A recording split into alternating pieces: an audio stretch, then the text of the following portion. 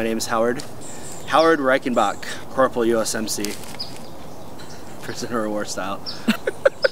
And I'm here in Southern California, crisp morning, en route to Costa Rica.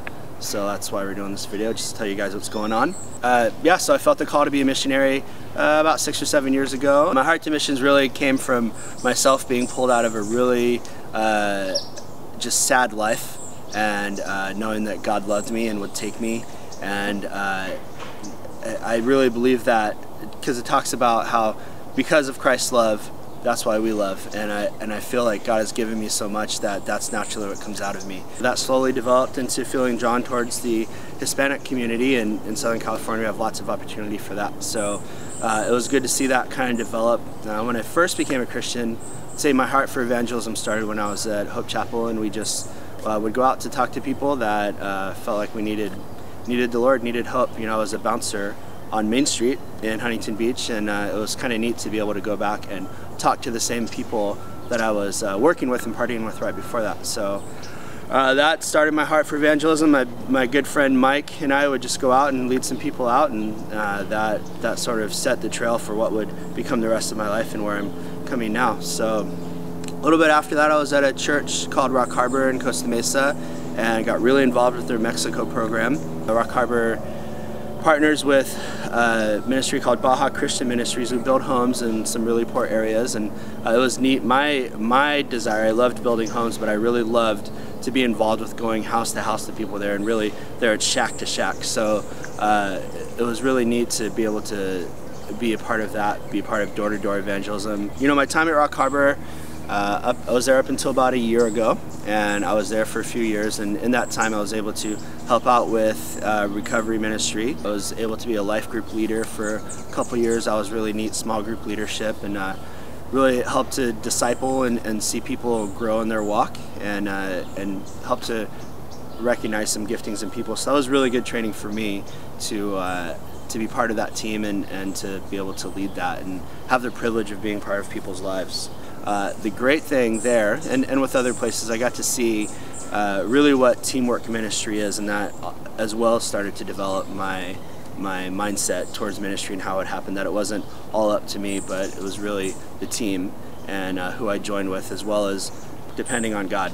Seeing God move through people in a teamwork environment was really an amazing thing for me. The funny thing about feeling drawn towards Hispanic missions and really that outside of the country is, other than Mexico, I never really was even able to go anywhere. Every time I tried to get a trip going, it seemed to just fail horribly. Either something on my end went wrong or the trip shut down. So I spent about 5 years really wondering and in some ways trying to just forget that I felt called to ministry, or I felt called to international missions, because it wasn't happening, and I just thought maybe it wasn't ever going to. So I saw a friend of all things on Facebook post about a year and a half ago, that she wanted to go to Costa Rica, and Costa Rica and Peru have been on my radar for places to go, just kind of my dreams. And so I decided I wanted to join on the trip. Well, I found out she was going to scout for missions trips, so that was really neat.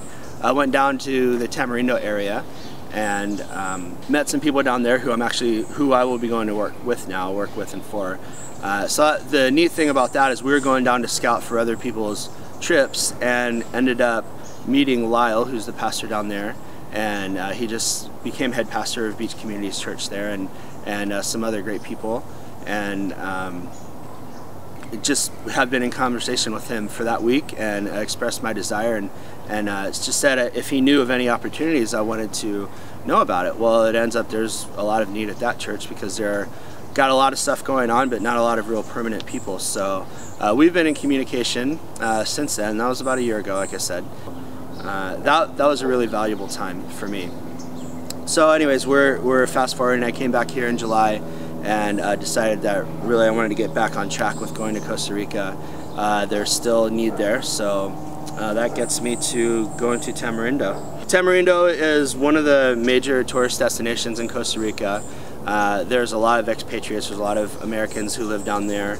They've either moved down there permanently because it's a pretty good way of life, pretty easy and cheap, or there's people that go down there just live for 3 to 6 months just to get out of the country and experience something else. So there's a huge tourist draw there. So that's one of the that's really what drives Tamarindo as far as I was able to observe and have heard. So we have people from all over the world in there all the time. There's high tourist season, but even when it's low tourist season, there's still a lot of people. So the church that I'll be with there is there to minister to the English speakers, and they reach out as well to the locals. There's a fair amount of locals that are involved with that church. So Tamarindo is not a very big town. It's probably the size of maybe Main Street in Huntington Beach, maybe about a mile long, half a mile to a mile long of clubs and shops and that sort of thing, surrounded by a neighborhood of kind of modern homes of maybe about a half a mile or a mile radius, and then beyond that are just small villages on large plots of land with homes. The ministry down there,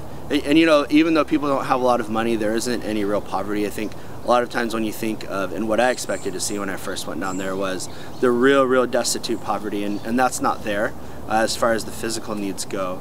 The people there are fairly content. There's obviously need, but most of the ministry that will happen down there will be really to minister to what people personally need, what they emotionally need, and obviously the spiritual needs. It's such a beautiful place, so you don't really think that you need much beyond what's going on, and maybe don't think much about the afterlife, but the real ministry there is connecting with people, getting to know them, getting to know the love of Christ. So that will be the mission. A lot of families go there, but it's also a destination because prostitution is legal there and there's a lot of drug use. So the other pull on my heart is to reach out to people like that, because on one side there are people who are providing the services, and then there's people that come from their country, go to Costa Rica or places like that just to participate with the prostitutes, to use the prostitutes as well as drug use,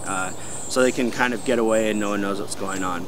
And my heart really is to get in the way of that, to reach the people who are maybe showing up for this pleasure but don't really know the love of God, don't know that there's something beyond that, as well as to provide a way out for people that are involved with that kind of thing. So the interesting thing that's going on down there right now, the same leader, Alex, told me that there's 4 drug dealers, there's some major guys down there that all got thrown in jail, and since they've been ministering to the people in jail, these people have been saved. They've come to know the love of Christ and are changing their lives, as well as people that are addicted to drugs down there are really starting to turn around and go to rehab. So that's an exciting thing for me to hear.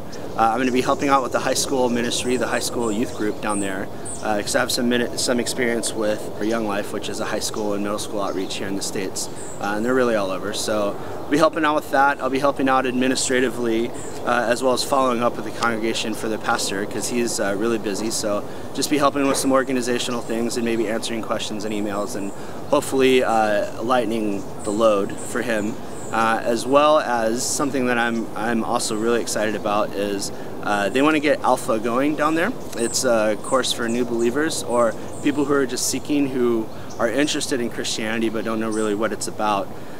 So what I like about that is in the way that I do ministry, I like to create a hospitality environment and open conversations. So Alpha is all about, or this type of program is all about, we'll present a topic of Christianity and then there's free discussion. So there'll be a small conversation and then people are allowed to talk about whatever they want.